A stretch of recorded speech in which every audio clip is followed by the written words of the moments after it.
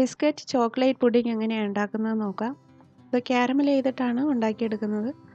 അതിനായി ഒരു 15 piece biscuit ആദ്യം നന്നായിട്ട് മിക്സിയിലിട്ട് പൊടിച്ചെടുക്കണം.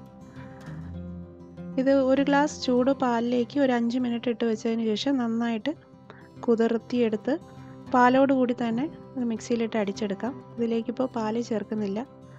ഇതിലേക്ക് ഒരു 1/2 കപ്പ് കണ്ടൻസ് മിൽക്ക്, 2 മുട്ടയും കൂടെയാണ് ചേർക്കുന്നത്. ഇത് നന്നായിട്ട് അടിച്ചെടുക്കാം. ഇതിലേക്ക് ഒരു 2 ടേബിൾ സ്പൂൺ പഞ്ചസാരയും കൂടെ ചേർത്തിട്ടുണ്ട്.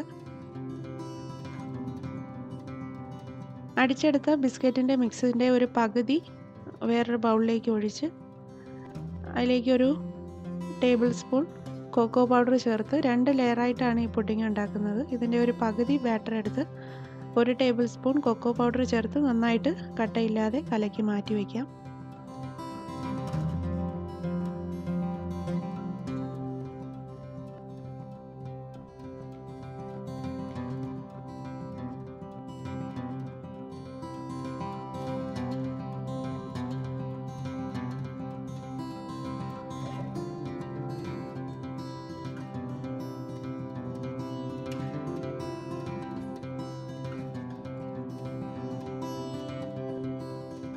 കൊക്കോ പൗഡർ ചേർത്ത് നന്നായിട്ട് മിക്സ് ചെയ്ത് മാറ്റി വെച്ചതിന് ശേഷം 2 ടേബിൾ സ്പൂൺ പഞ്ചസാര, 1 സ്പൂൺ വെള്ളം ഒഴിച്ച് നന്നായിട്ട് ക്യാരമൽ ചെയ്തെടുക്കാം.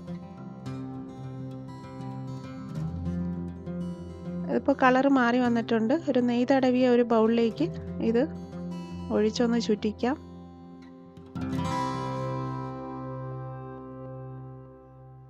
ഇതിന് മുകളിലേക്കാണ് ബിസ്ക്കറ്റിൻ്റെ ആദ്യത്തെ ലെയർ, കൊക്കോ പൗഡർ ചേർക്കാത്ത ആദ്യത്തെ ലെയർ ഒഴിച്ച് ഒന്ന് സെറ്റ് ആയതിനു ശേഷം ചോക്ലേറ്റ് മിക്സ് ചേർത്തത് ഇതിലേക്ക് ഒഴിക്കാം.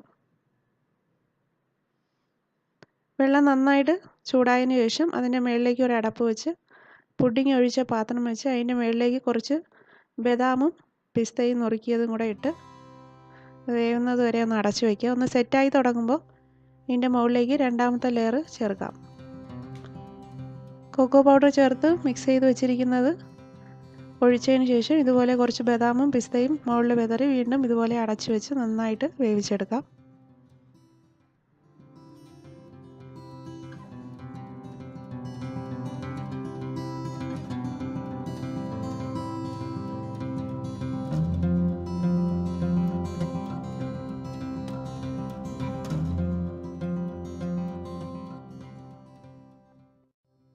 ഇതിപ്പോൾ നന്നായിട്ട് വെന്ത് വന്നിട്ടുണ്ട്. ഇത് നന്നായിട്ട് ചൂട് മാറാനായിട്ട് കുറച്ച് സമയം മാറ്റി വെച്ചതിന് ശേഷം ഇത് തിരിച്ച് ഒരു പ്ലേറ്റിലേക്ക് മാറ്റാം. അതിൻ്റെ മുകളിലേക്ക് കുറച്ച് ബദാമും പിസ്തയൊക്കെ നുറുക്കിയത് ഇടാം.